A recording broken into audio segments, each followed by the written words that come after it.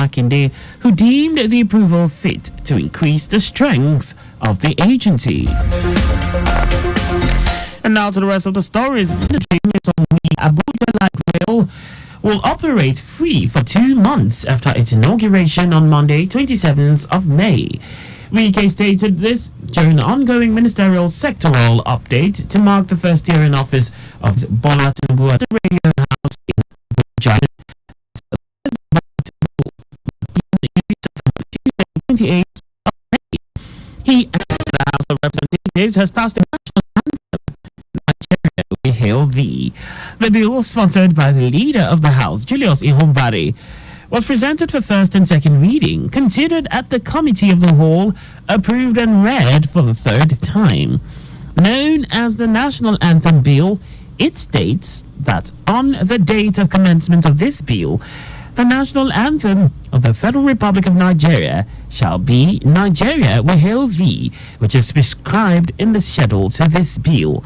It also states that the national anthem of the Federal Republic of Nigeria shall be a national symbol and sign of authority, and that all persons, individuals, or corporate entities shall respect the national anthem and preserve the dignity of the national anthem. Leading debate on the bill, the House leader says the bill seeks to encourage all to look at the anthem as a national symbol that will pull all together with hope and courage in performing their duty to the nation and not necessarily deny the reality. Today is International Day to End Obstetric Fistula. Obstetric fistula is a hole between the birth canal and bladder or rectum caused by prolonged obstructed labor without access to timely, high-quality medical treatment.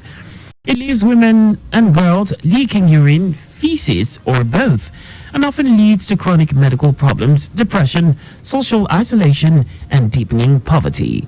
In 2003, United Nations Population Fund (UNFPA) and its partners launched a global campaign to end fistula, in line with international targets to improve maternal and newborn health, and with the goal of making obstetric fistula as rare in developing countries as in the developed world.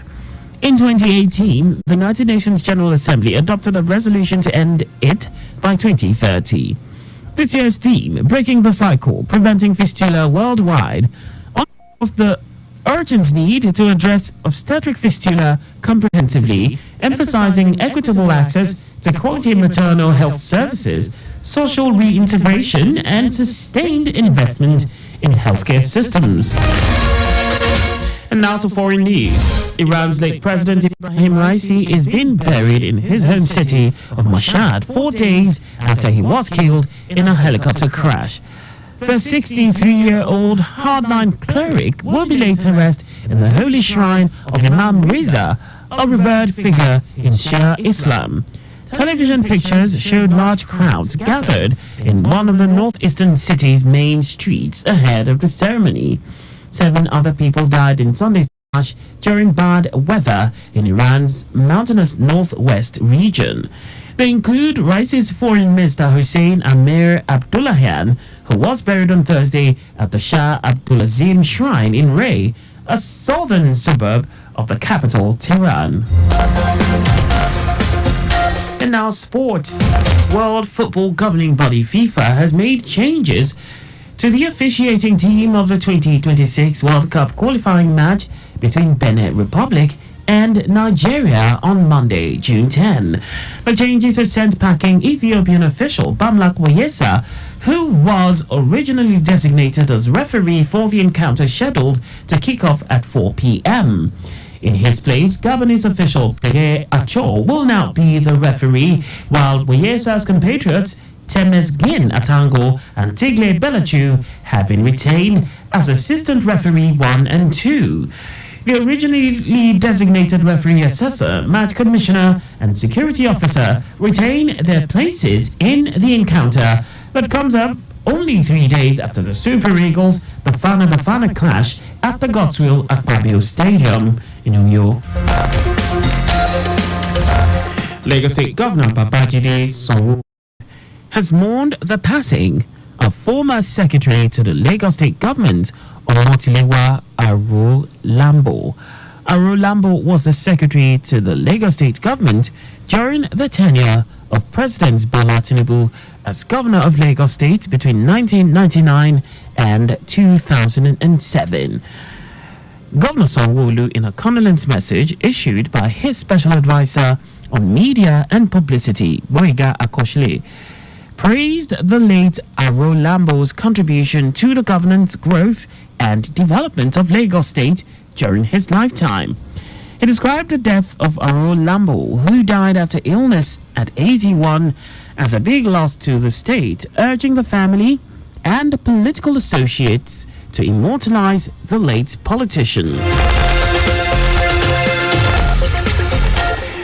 The remains of late Deputy Chief of Staff to the Lagos State Governor, Mr. Boyega Shoyanwo, has been committed to Mother Earth at the Ikoyi Cemetery. Lee Shoyanwo was appointed by Governor Babajide Sanwo-Olu in 2019 as Deputy Chief of Staff till his demise on May 15 after a brief illness at age 55. While speaking at the funeral service held at the Redeemed Christian Church of God, City of David Parish, Victoria Island, Pastor Dapo Akan Usen, who read from Proverbs chapter 22, verse 29, and Romans 12, verse 14, prayed for the repose of his soul and urged those who are still alive to use their position to better the lives of the less privileged in society by being selfless in service and as exemplified by Jesus Christ. Earlier in his remarks, Governor Babajide Sanwo described the late Adeboyega Shoyanwo engine room of vacuum.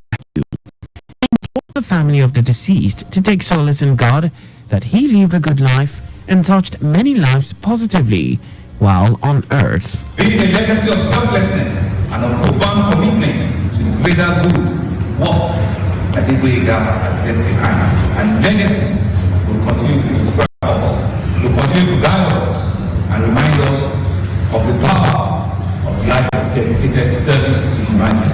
And therefore the challenge now belongs to you and I, who Adeboyega has left behind. The ball is now in our courts to make our time here on earth count.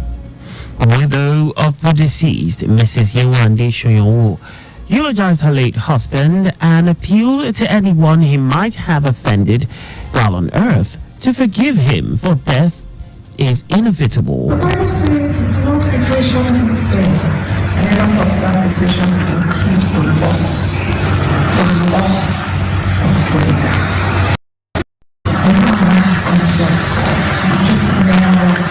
Wasn't under any pressure to acquire or to accumulate wealth. Family by the chairman of the Christian Association of Akan, Reverend Stephen Ate, while alumni members of King's College rendered their school anthem in honor of the deceased.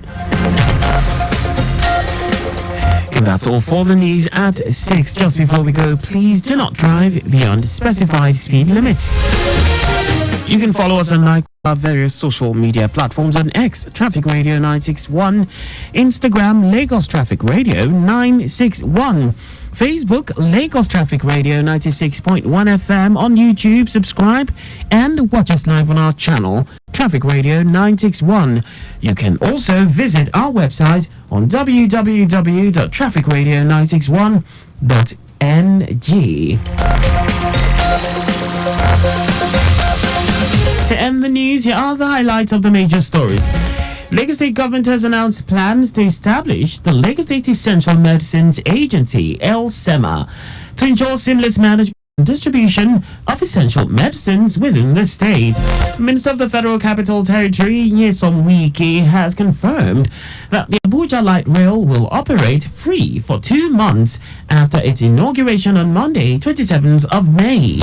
We also told you that Iran's late President Ibrahim Raisi is being buried in his hometown of Mashhad 4 days after he was killed in a helicopter crash.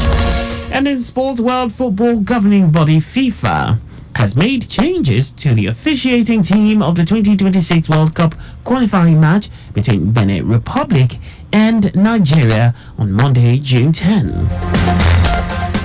For contact with the newsroom, please send a message to info@trafficradio961.ng. And that ends the news broadcast compiled by Adewale Oluwaporoku. I am Akan Usen. Thanks for listening and please stay safe.